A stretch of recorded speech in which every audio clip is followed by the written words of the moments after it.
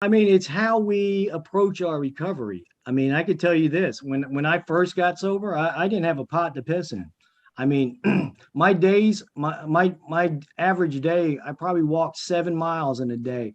I'd have to wake up at 5 o'clock, be out there walking to a bus stop a mile away before the sun came up. I'd have to jump on 3 buses to make it downtown to go to treatment, go to my work therapy. I was at that point to where I was going to do anything to not ever go back, because I remember when I write, I think about where I was when I was out there on the streets. And I hated the person that it turned me into. I hated the guy in looking back at me in the mirror. So that was the motivation for me to do whatever it takes. I mean, I remember I was in this work program for over a year, and I don't think I missed a single day. I mean, I've had days where I could barely walk, and I still walked those miles. I was like, I was not going to give my addiction a chance to ever come back. So I think it's how a person approaches. I mean, we're so a lot of people get so complacent in their recovery but they don't realize that your addiction isn't complacent. It's always going to be out there. It's always going to be looking for a way to get back in your life.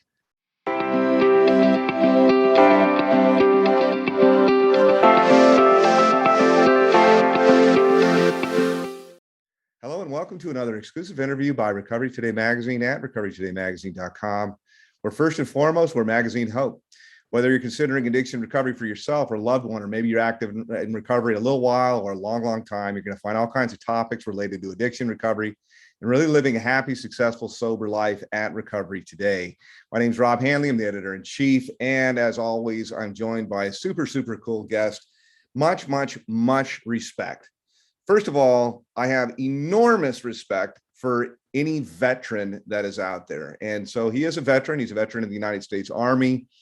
And it angers me, I will say, because like far too many of these guys, after he finished his time in uniform, he was lost, confused, trying to cope with severe PTSD, depression, and ultimately substance abuse. Today, though, a little ray of hope, or a lot of rays of hope through a great deal of hard work, therapy. He is sober. He is happy. He's the author of an amazing book that's called The Addiction Manifesto. He's a senior mentor for Veterans Treatment Corps, and he's the CEO of Recovery Revolution as he pays it forward in a big, big way, helping many, many other veterans to find hope as a tireless advocate for their addiction recovery. My guest today is J.R. Weaver. Thank you, dude, for jumping on. Hey, thanks for having me. I'm glad to be here. As we were Love kind the of talking. magazine. Thank you, man. I thank you. Thank you. Like I said, I have a thing for veterans. I know that everybody doesn't feel that way. They should feel that way.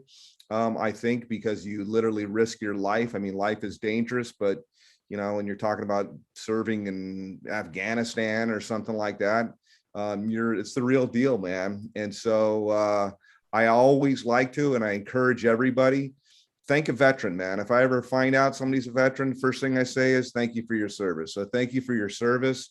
Anything I can do. The other little tidbit I always like to say about veterans is I think that there should be, I'm against any kind of bias or any special treatment. Everybody should be treated the same.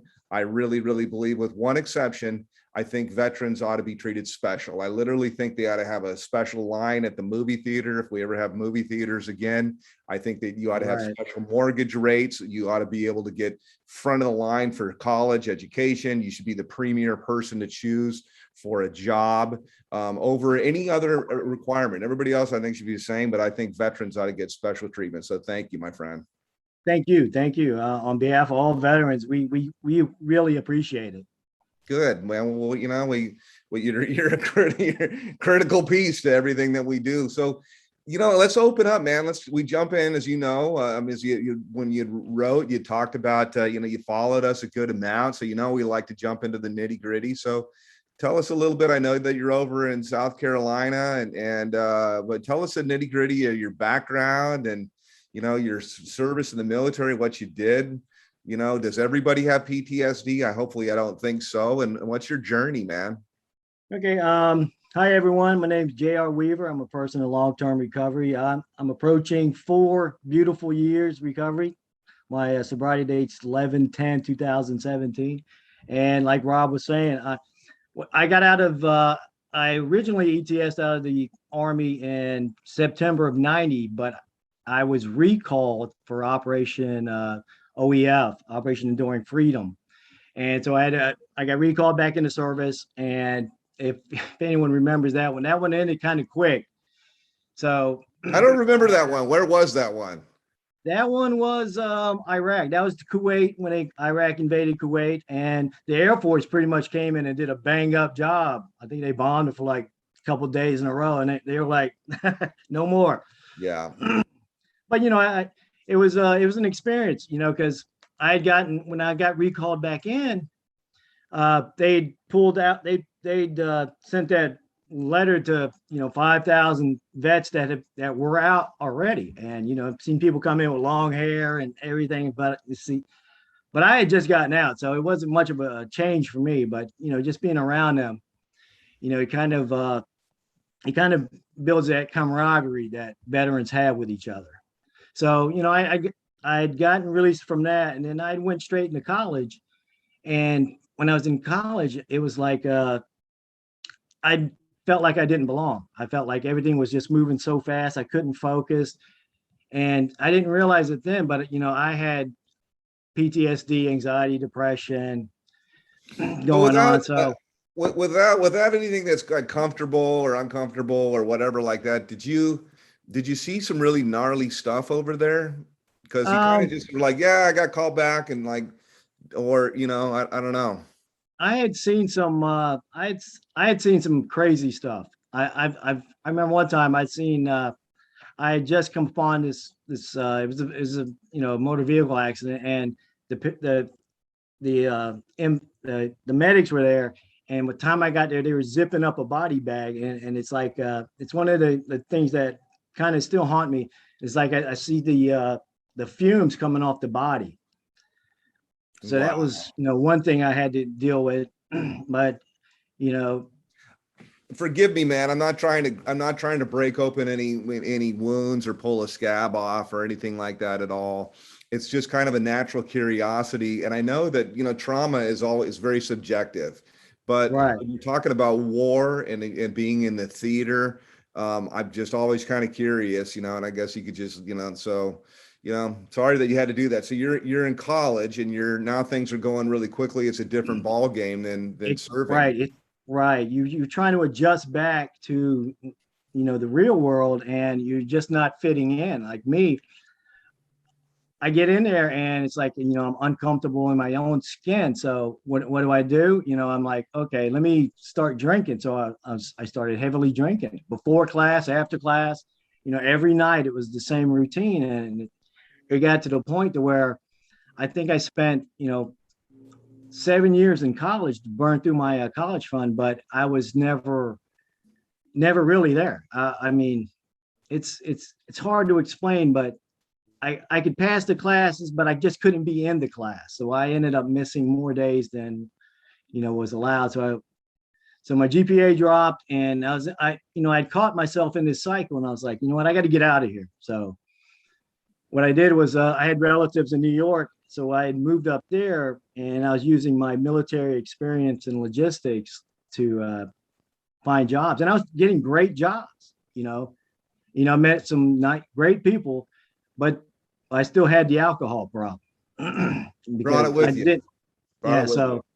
so I ended up drinking more, and then I remember I was up there for a couple years, and I was at this time I was just strictly alcohol. I remember one day my roommate came in and he's like, "Here, try this," and he had a bag of cocaine. Gotta like And that, right? yeah, here, you take a line of this. Yeah. So then that just opened the door. I mean, it was I you know I remember the day he came in and said, and I wish I would have said no, thank you. I'll stick to my beer, but I didn't. And long story short, that ended up doing cocaine in the bathrooms, smoking crack, shooting heroin, sniffing heroin. And, all of a sudden, this, I lost who I was. I mean, I think we all do when we're in addiction, like the article in last month's magazine, which he was talking about true self.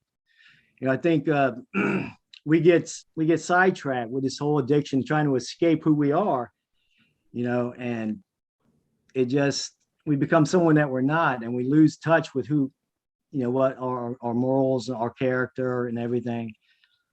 So, I ended up losing my job up there, getting kicked out by the same guy that gave me that, started me off on the cocaine. So he kicked me, which he had every right, So I moved back home to South Carolina because I had family here, and I thought, I'll just leave everything up there, leave everything behind like I did before. But I wasn't here for maybe a month before I was like, you know what, I know where the dope spot's at. Let me go grab some dope, and then I was back off to the races. So where did it end, and how did you start to turn around? Like, what was the low? What was the nitty gritty low point where you're thinking like, okay, this is like out of control, man? Like, when did that happen? It's kind of ironic, but I had caught in a felony charge in Charleston County, and I had one in Berkeley County, and so I did the one thing that addicts hate to do. They hate the thought of drug court, because drug court has such a horrible reputation.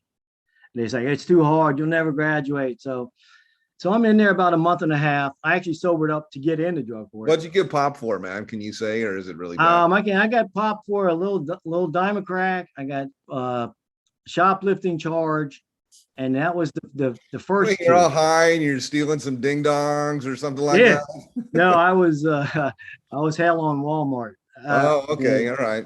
Yeah, I was probably on their most wanted list at one point. But okay, nice. Yeah. Congratulations. Yeah, see what's weird is I had people that I used to be like middleman and everything. I used to fence stuff for people, and logistics. It's logistics. Yeah, I was good at it. Hey. Right. So, but at the end, it's like that addiction gets in your head. You're like, you know what? We could cut these people out and just go do it ourselves. So that's when I started going to the Walmart and just snatching things. So I'd gotten into drug court, and I was about a month and a half in, and then out of the blue, I get a call from a warrant detective telling me I had 4 burglary charges in another county.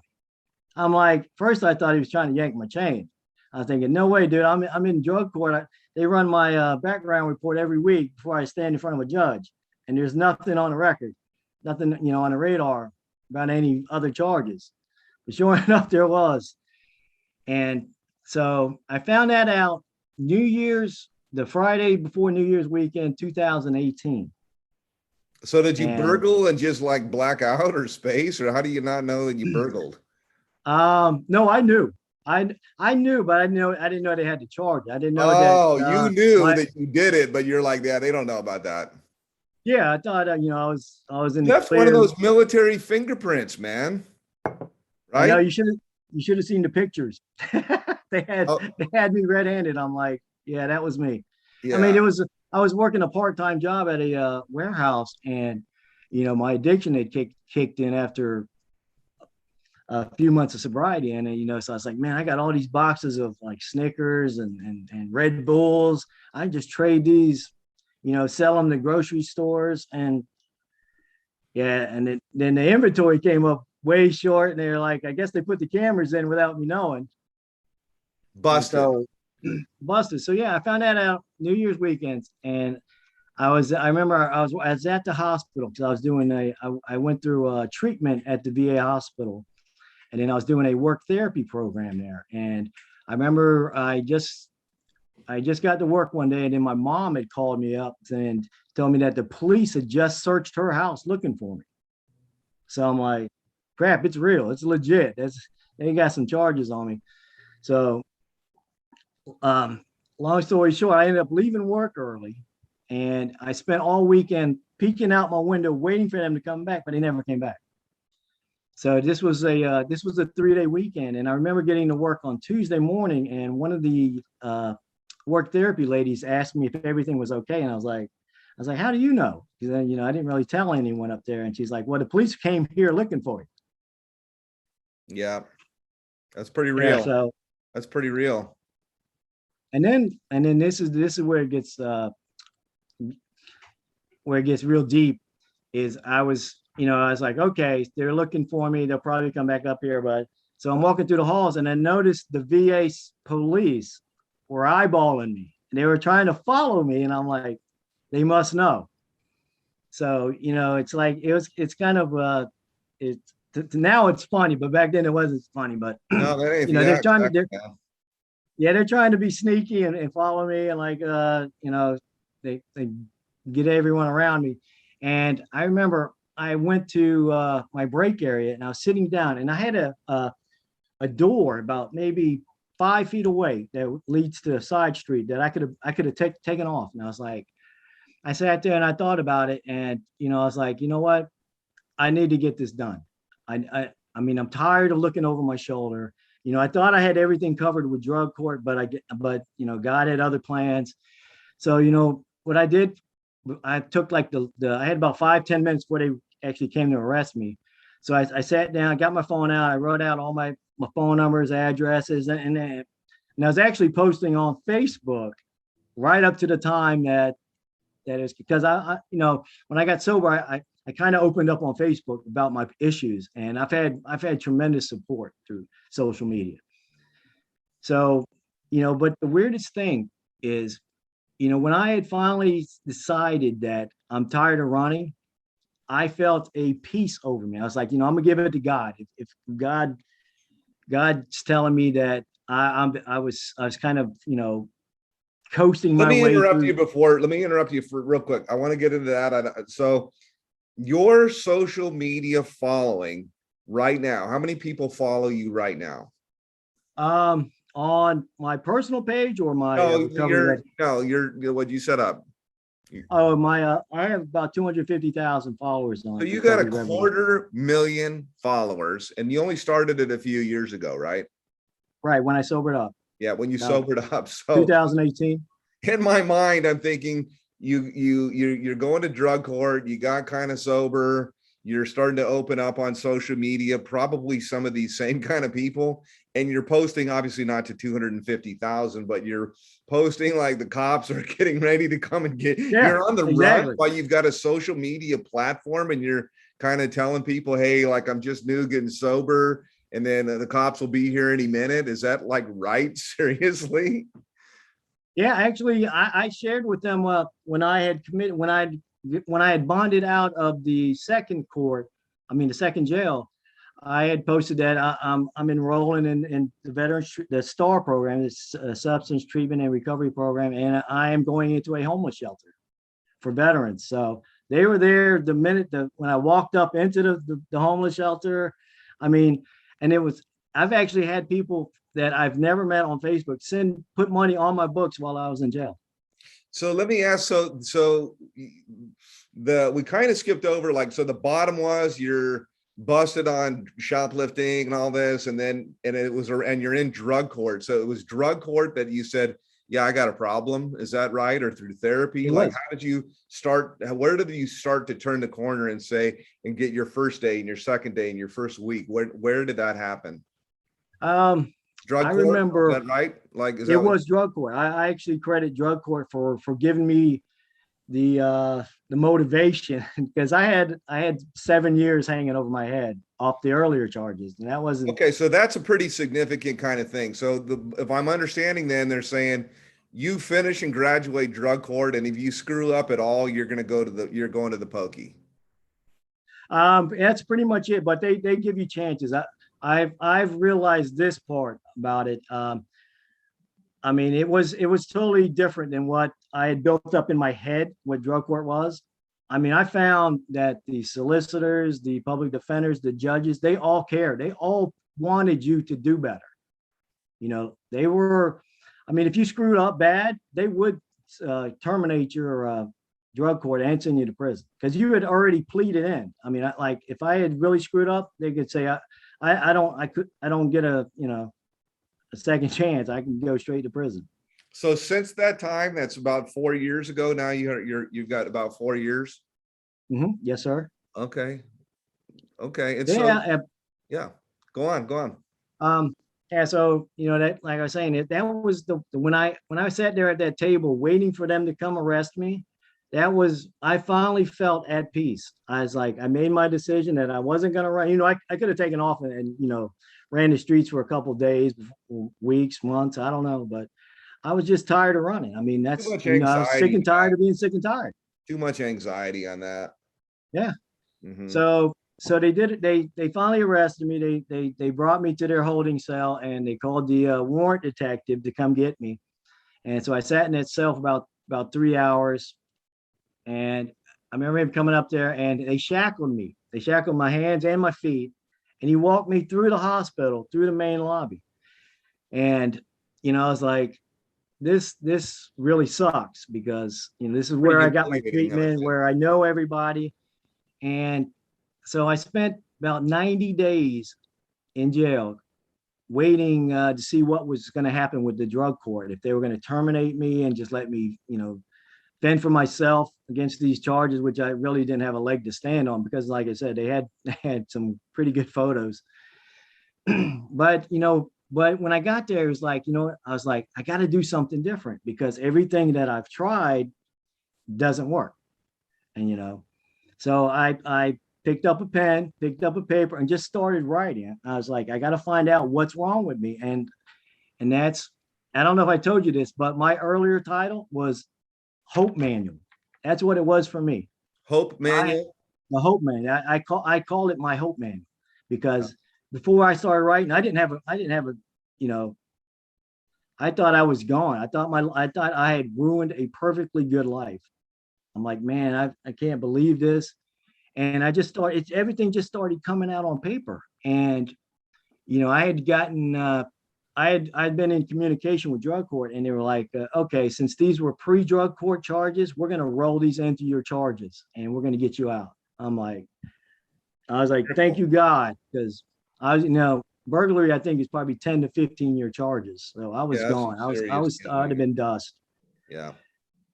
And, actually from that point forward, I took my recovery serious. I mean, I broke down everything, every little trick in my book about what addiction was doing to me. If it was trying to plant a seed, man, break out a couple tricks, start spilling the beans. Like I could tell you the last time that my addiction got me, it was when I was at that homeless shelter and I had about 3-4 months sobriety. And, I was doing good. I went through treatment. I was in the work therapy program and it started placing that thought in my head. It was like, well, when you get your own place, no one's going to know, you'll be there by yourself for a weekend. And so I didn't really acknowledge it, but it was there. And so what happens when I finally get my own place and get to move out of the homeless shelter? I mean, I was like, you know what, let me just call my boy and pick up a little slab. So that little slab, that one that I had planned it to be a weekend, it lasted 4 months. And that's when I picked up those extra charges. So, yeah, I mean, but I look back now, I can look back and say that those 90 days that I spent in jail were a blessing for me. It was a blessing. I mean, because it totally changed my life. I mean, I don't know what would have happened if I wouldn't have got caught for that. Going to change without it? I don't think I would have. I think I would have coasted through drug court. I may not even have graduated drug court. I think because I don't know. It's God's funny that way. So you wrote a book. So you found out one of the main things that's kind of in your larger bio is that you found actually peace and you were able to process stuff by getting it out on paper and by writing. Is that right? That's right. So in terms of the tips and tricks and things like that, one of the main things was to journal and write and process that way. Right. I mean, it's easy for us to lie to ourselves. I mean, if I'm thinking a thought to say, oh yeah, I'm going to try to stay sober, because, I want to do it for my family or whatever. I mean, chances are our mind, the way it works, is going to trick us somehow to like, oh no, it's not really that important. Like what happened to me on my last relapse. I was like, you know what? I'm not gonna hurt no one. I'm gonna be by myself. No one will know that I'm gonna take a weekend and go party. But like we're addicts. I mean, we can't do that first one. As soon as that gets into our system, it's we're off to the races. Yeah, one is too many, a thousand's not Thousands. enough, right? Right, right. Yeah, yeah. Do you think that you carried like the addiction gene, so to speak, and that the army and what you saw just cracked open the egg and spilled spilled the insides out? Or do you kind of think like, because of what happened to me, this is, were you like a ticking time bomb, do you think? Is it addiction in your family? Is it, what are your thoughts like on that in your own personal situation? I thought about that question. Someone asked me, recently asked me that same thing, and I was like, chances are I was probably destined to be an alcoholic. If you wouldn't have gone in the At the army and minimum. whatnot, you think you would have still been an alcoholic? Um, I think so. I think so. I think maybe if I stayed in the army, I wouldn't have been, because there's another point on what I think about addiction is it's more. I mean, if we're surrounded by people that want us to do well, I think we have a better chance of beating addiction. I mean, that's why I preach about having people building their recovery support networks. I have a great one now at the hospital where I work. I mean, I could walk into any of my counselor's office any time of the day and just tell them whatever. I mean, they really have really helped me. And plus, I'm still tied with the drug courts. I was actually they invited me back to come speak at their annual conference, their state conference in Wow. 2018 or 2019. Yeah, I got a standing ovation. I was like, man, I got all these judges and solicitors that once hated me. They are standing up What do you applauding think? me. Obviously everybody doesn't have that kind of success. I mean, you're literally homeless, you're doing jail time, and you were a veteran before. What is it about you that's different from the other guy that doesn't, not everybody goes to drug court and then is asked to come back and speak? Why are you different? I think it's the passion for me. I mean, when I could say, when What's that about, man? What is that I about? was so Why do you care so much? it helps me. It helps me to know that. I mean, I don't know how many people read my posts on Facebook or social media, or you've even read the book, but I know it helps me, and it's got to help other people, because they're going through the same things that I once went through, the same things that once tripped me up and led me to my Was that a realization that you had though? Or did you, at the time you were really going through it, did you kind of figure, or maybe you weren't thinking about anything other than saving your skin, but were you thinking like, people tend to think I'm the only one, my situation's unique? We tend to think that way, but mine was, I had already been through treatment, and I've talked to other people, So other your story people. is the same as everybody else. Right. I mean, our stories are pretty much the same, just different versions Yeah, of where we were actually at. Mine was I was pretty much a hardcore. I was hardcore out there. So yeah, yeah. But there's something, but there's still, I come back to why are you going back and speaking, right? And somebody else, they OD, they don't make it, they're in jail. Why, man? What's different? What do you think, like, seriously, like the straight up is different about you than somebody that didn't make it? Because somebody's listening, and I think that they know that they're, I don't know, maybe everybody thinks they're different. I don't know, man. But what do you think that, why did you make it and you're coming back as a success story and another guy doesn't? I mean, it's how we approach our recovery. I mean, I could tell you this: when I first got sober, I didn't have a pot to piss in. I mean, my average day, I probably walked 7 miles in a day. I'd have to wake up at 5 o'clock, be out there walking to a bus stop a mile away, before the sun came up, I'd have to jump on 3 buses to make it downtown to go to treatment, go to my work therapy. I was at that point to where I was going to do anything to not ever go back, because I remember when I write, I think about where I was when I was out there on the streets. And I hated the person that it turned me into. I hated the guy looking back at me in the mirror. So that was the motivation for me to do whatever it takes. I mean, I remember I was in this work program for over a year, and I don't think I missed a single day. I mean, I've had days where I could barely walk, and I still walked those miles. I was like, I was not going to give my addiction a chance to ever come back. So I think it's how a person approaches. I mean, we're so a lot of people get so complacent in their recovery but they don't realize that your addiction isn't complacent. It's always going to be out there. It's always going to be looking for a way to get back in your life. But So you have to stay ahead of the game. How did you come to that realization? Did somebody tell you that, or was that just like an idea that you had? Like, this is wartime. I got to be vigilant. This is sneaky and cunning. I can't give an inch. No. I'm not giving an inch. There is no time off. Yeah, there is no. Can't take a day where off. did that come from? I think a lot of what I've learned about my addiction is based off what I did in the military. I mean, I do approach recovery as a battle with addiction.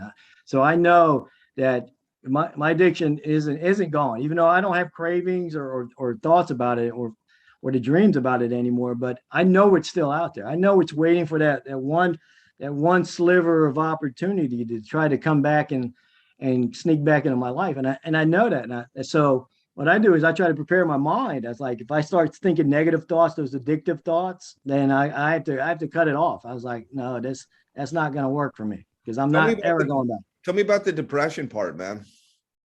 Depression is tough. I mean, I still, because when I was diagnosed, they wanted to put me on meds, and I was like, no, I don't want to be a zombie walking around doped up. And plus, I'm in recovery, so I'm like, no, I'd rather just do it on my own. But depression I took depression meds, and for maybe years back if you need them, I think that there is a place maybe for short time, by the way. This is obviously my own personal kind of thing. So, but I feel the same way when I was on it for like 3-4 months, and I thought, I just feel like I'm on drugs all the time, man. Like, it just didn't seem like I was experiencing life like normally. It was like altered, but I think that there's a place for it, for sure. Right. That's the same with the like MAT. I mean, to me, it's like, anything that gives someone another day to get things right is okay in my book, but you gotta put limitations on it. You can't have these people on methadone for the rest of their life. Yeah, exactly. So how about the genesis of, like, I'm writing my journal and I'm doing it for therapy? Take us a little bit into what the manifesto is all about, and how did your social media group explode the way that it did? I mean, on my social media, I have some great admins on my team. They are, I kind of hand pick them based on what they post. I mean, even today, I just added another admin, and I've been following her posts on another page. I'm like, I really love your stuff. It really hits home. And if it hits home for me, then it's got to hit home for others. So, that's how I manage that. And we have some of the best posts. But tell me about the book. The book was, it started out as a personal journal, and like I said, it was, I did call it my hope manual in the beginning, and it was, I spent 90 days in jail, and I ended up writing about 77 pages about stuff that I wasn't even aware that I knew. I mean, but it's like the last couple of years, I've been fighting back and forth. I'd go sober for a couple of weeks, then I'd fall down even harder. So I ended up doing a lot of different programs like Smart Recovery, mindfulness, 12 steps, AA, NA, anything that would give me some knowledge on what, about recovery, addiction. So when I started writing, all of that started to come out on the paper, and I'm like, and I was showing it to the people in my jail cell. I'm like, "Are you guys reading this?" And they were like, "Man, that's some good stuff." So yeah, they're like, I mean, but sadly, a lot of them were like, sadly, a lot of them like, you make a lot of sense, but I'm still going to go out there and use drugs. Oh, okay. Yeah. I mean, to me, that's one of the biggest wasted opportunities for our government is to not give people treatment while they are locked up and in jail. So what is the deal? One of the things that really angers me as I was kind of introducing you a lot is I find it completely unacceptable that there is a such thing as a homeless veteran. So how does that, I was going to say, how does it happen? But it happened to you.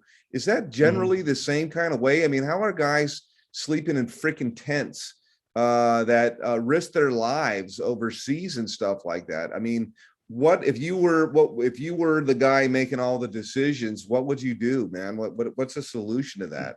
I mean, I Are would they put all more. mostly, are they almost all addicted? Like who are the, what's the story? Well, they're guys like me that just found out that leaving the military was a mistake, and that they don't fit back into the regular world anymore. It's like you feel like you just feel like a leper. I mean, it's like when I got into my when I started doing the college, and I was like, man, I don't belong here.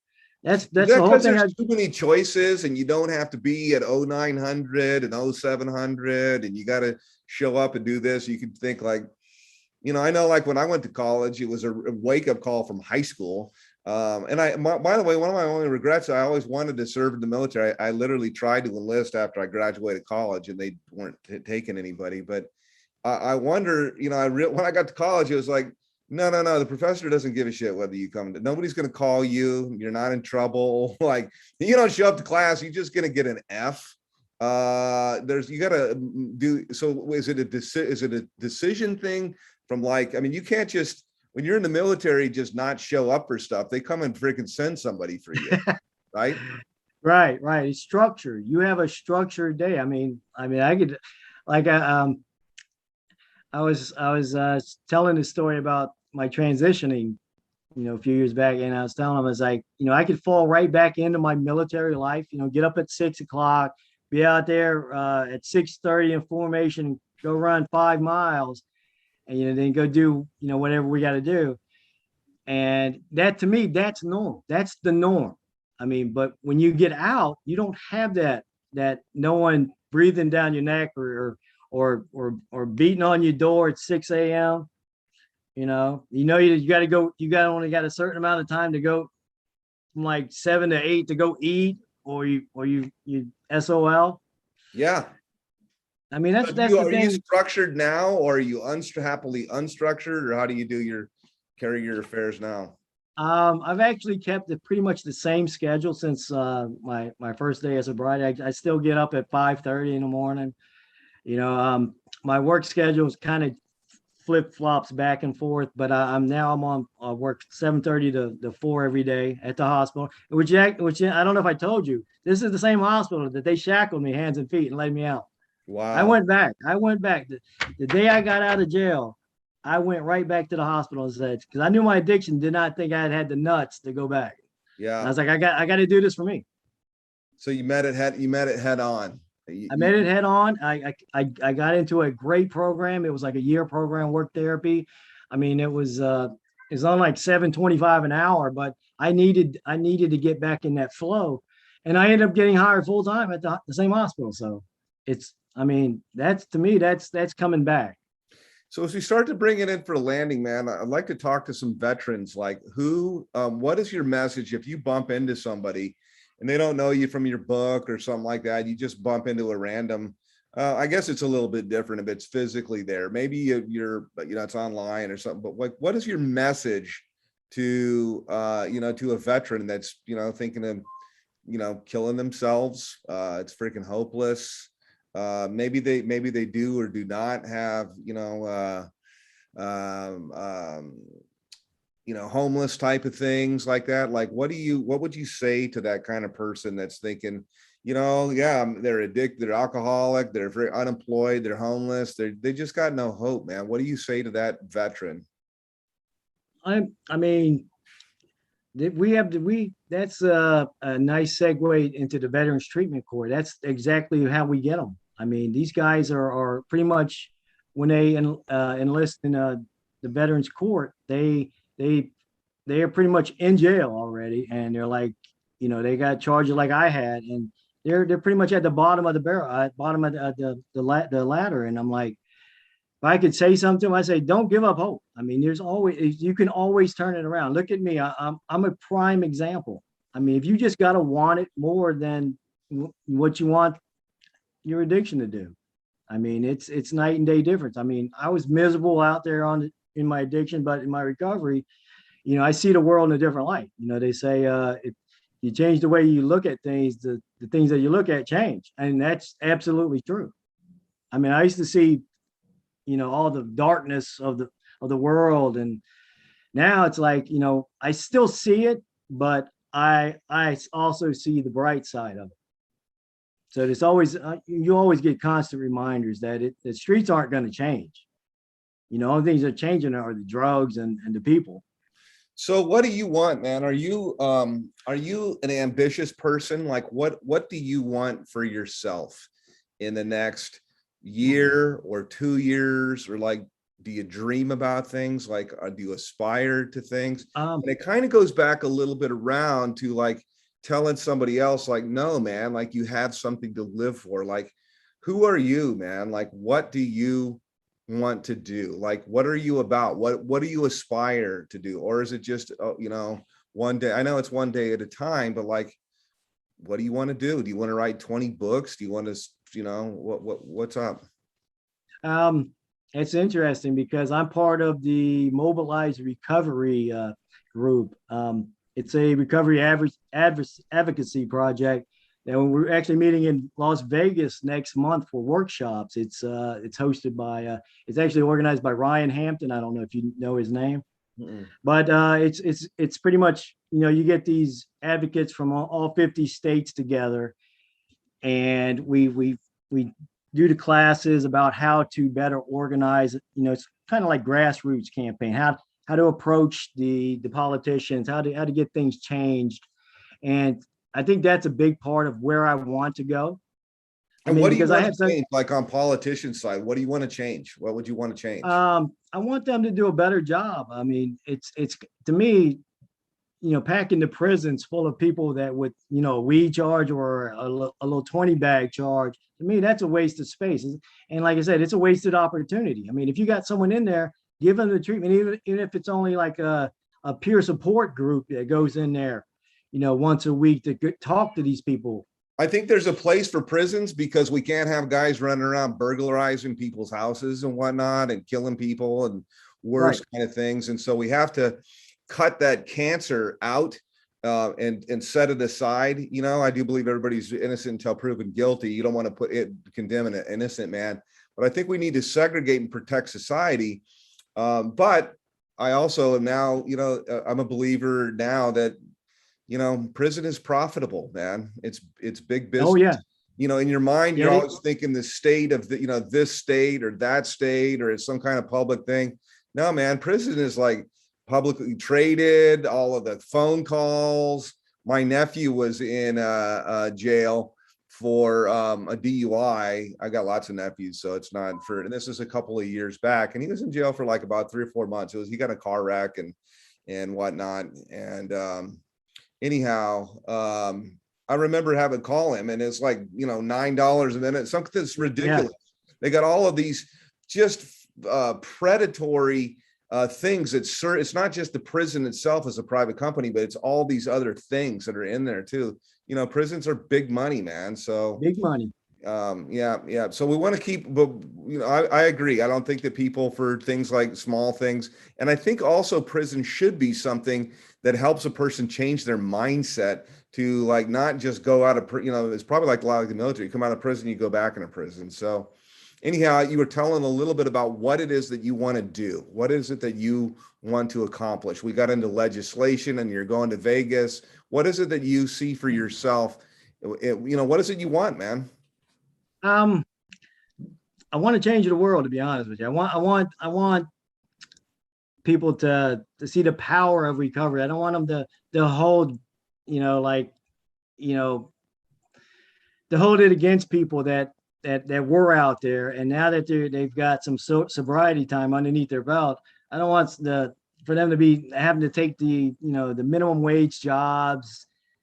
I kind of want to be that voice that says, give these guys a chance. I mean, it's bad enough that I've done prison time, or I get out and now I got a criminal background report on me. What is the advantage that a veteran has as an addict trying to get clean that somebody that's not been a veteran has? What's the advantage? So you're talking to a veteran, you're going to go, dude, what's the advantage?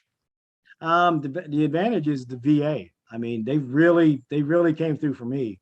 I mean, I remember our legal outreach coordinator, Meredith Miller. She had visited me in 3 county jails, and she was always like, you gotta come see me when you get out. And I was like, yeah, okay. But the minute I get out, I'm right back to the streets. So finally it took the last couple of times. I finally started taking her serious, and she's like, you got to enroll in drug court. You got to do the homeless program. You got to enroll in treatment. And I was like, she had planted that seed in me for the last couple of years. And I finally, like, when you reach that point and you're like, I got to change my life. I mean, how do I change my life? And that's the beauty. I mean, that's the beauty of being a veteran is we don't have to deal with that, the insurance companies. And I know that was in your last magazine. Well, I think I watched one of your videos, and it's talking about the guy from the insurance company. And then to me, that's a big racket too. I'm like, huge. Yeah. I mean, they treating us like second class citizens. And I'm like, well, you don't have to pay for treatment for somebody that's dead either.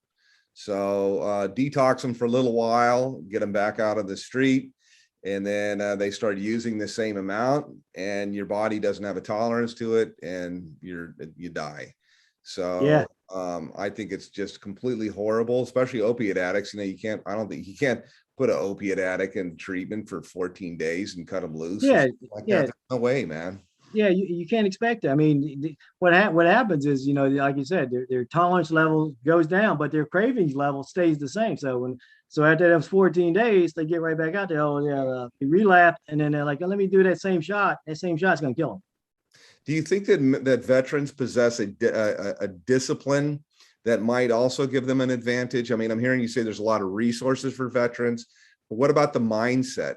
I mean, you're used to being told what to do. On one hand, you're saying, well, I got so many different decisions, but are veterans, do you think, more able, if they wanted to discipline themselves? They are, if they are surrounded by the right people. I mean, that's the beauty of being a mentor for these guys, because, we share similar backgrounds, and then you put the addiction thing in there, and the legal problems in there. And, I'm like, dude, I've been exactly where you've been at, where you were at. And I'm telling you that there is, just stick with the program, do what you're supposed to do, just keep doing the next right thing, and your life is going to change. I mean, that's what I tell people. I had this one participant, and I was telling him, I was like, well, I mean, even if you don't have plans on past the 18 months that you're in the court system, just do what you got to do to get through this course, get through these next 18 months. And we'll see if by the time you're at the end of it, you want to continue this path of sobriety, or you want to go back out there. That's going to be your call. But I'm telling you, just do what the court mandates you to do. And see, so somebody out there is thinking that they want you to be their mentor, or they're looking for a mentor. How can people get back and connect with you? What's the story? They can reach out to me on my Facebook page or Twitter. I'm at JRWeaver0. I mean, I'm pretty easy. I mean, I have a lot of people that message me on the side, and I really don't mind. I really enjoy helping people. At JRWeaver, WEAVER, the number 0. That's your social handle, at JRWeaver0? Yes, sir. And what is your website? I don't know the actual address by heart, but all right. Well, how about let's plug your book? Your book is called The Addiction Manifesto. and you can get it on Amazon and whatnot. And it's going to be through, they find you on social, they can get to the book and everything like that. And they can talk to you about seeking a mentor, finding a mentor, and everything else. And I will hook them up with, if I don't know how to help them, I will point them in the right direction to get some help. Veterans should, I think every advantage that a veteran has, they should have even more. So I appreciate you taking a minute and sharing a little bit of your story and telling us a little bit about what you're doing, man. And then being mostly about being available for somebody else that's out there. And I, like you, I used to say a lot like, hey, you know, if we can help one person and stay sober for one day, and it is true because it really starts there, but I want to help a lot more, man. I want to, there's a you know, an ocean Right. of help that's actually needed, man. We want to do a lot more. So I applaud you for your massive social media following, your book, your passion, everything that you're doing. So thank you so much. Thank you for having me. I really, like I said, I really love your magazine. I've been promoting it. I'm like, you guys got to get this magazine. I mean, it's free. Download it. I say, read the editor's comments and tell me you don't love his passion. Yeah, man. I mean, the whole magazine, thank you very much. The whole magazine came from a place of hopelessness and then understanding like the first and most important ingredient in baking the cake of trying to just survive life is you got to have hope, man. It comes before discipline. Why you're not going to get up and do anything or change anything if you don't think like shit, man. Maybe things can be better. And when you're hopeless, it's pretty tough. So every issue we try to breathe some hope into everybody. We like to spotlight other people that echo or feel the same way about hope, man. So it's my honor and privilege, and I'm grateful to be able to connect with you and everybody else that's out there to do the same thing. So thank you. Thank you. All right, guys. Well, this has been another fun, cool. We really haven't spotlighted veterans as much as I'd like to. Interview with Recovery Today magazine. This is J.R. Weaver. You can get back to him at J.R. Weaver, W-E-A-V-E-R. The number 0 is his handle on social. And this is a wrap.